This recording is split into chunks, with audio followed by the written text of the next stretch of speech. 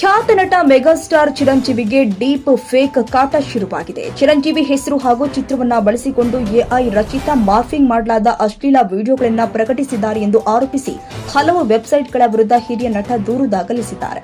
ಹಲವು ವೆಬ್ಸೈಟ್ಗಳು ನನ್ನ ಹೆಸರು, ಹೋಲಿಕೆ ಮತ್ತು ಚಿತ್ರವನ್ನ ಬಳಸಿಕೊಂಡು ಎಐ ನಿರ್ಮಿತ ಮಾರ್ಫಿಂಗ್ ಮಾಡಿರುವ ಅಶ್ಲೀಲ ವಿಡಿಯೋಗಳನ್ನು ಪ್ರಸಾರ ಮಾಡಿ ನನ್ನನ್ನು ಅಶ್ಲೀಲ ಕೃತ್ಯಗಳಲ್ಲಿ ತಪ್ಪಾಗಿ ಚಿತ್ರಿಸಿವೆ ಎಂಬುದು ಚಿರಂಜೀವಿ ದೂರಿನ ಅಂಶ.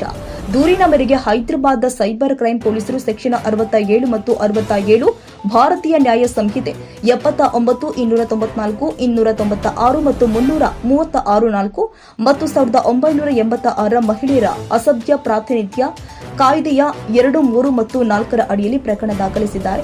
ಈ ಕೃತಕ ವಿಡಿಯೋಗಳು ಸಾರ್ವಜನಿಕವಾಗಿ ತಮ್ಮ ಮೇಲೆ ತಪ್ಪು ಗ್ರಹಿಕೆ ಮೂಡಲು ಕಾರಣವಾಗಿದೆ. ನನ್ನ ಮೇಲಿರುವ ಸದ್ಭಾವನೆಯನ್ನ ವಿರೂಪಗೊಳಿಸುವ ದುರುದ್ದೇಶಪೂರಿತವಾಗಿ ಈ ರೀತಿ ಮಾಡಲಾಗಿದೆ ಎಂದಿದ್ದಾರೆ ಚಿರಂಜೀವಿ. ಜೊತೆಗೆ ಈ ವಿಡಿಯೋಗಳು ಸಂಪೂರ್ಣವಾಗಿ ನಕಲಿಯಾಗಿದ್ದು ಕೃತಕ ಬುದ್ಧಿಮತ್ತೆ ಅಥವಾ ಡೀಪ್ ಫೇಕ್ ಅಶ್ಲೀಲತೆ ಬಳಸಿ ರಚಿಸಲಾಗಿದೆ. ನನ್ನ ಮುಖಭಾವ ಮತ್ತು ವ್ಯಕ್ತಿತ್ವವನ್ನು ಕಾನೂನು ಬಾಹಿರವಾಗಿ ಅಶ್ಲೀಲ ವಿಷಯವನ್ನಾಗಿ ಪರಿವರ್ತಿಸಲಾಗಿದೆ ಅಂತ ದೂರಿನಲ್ಲಿ ಚಿರಂಜೀವಿ ತಿಳಿಸಿದ್ದಾರೆ. ತಪ್ಪಿತಸ್ಥರ ವಿರುದ್ಧ ಹೈದರಾಬಾದ್ ಪೊಲೀಸರು ಕಾನೂನು ಕ್ರಮ ಜರುಗಿಸಿದ್ದಾರೆ.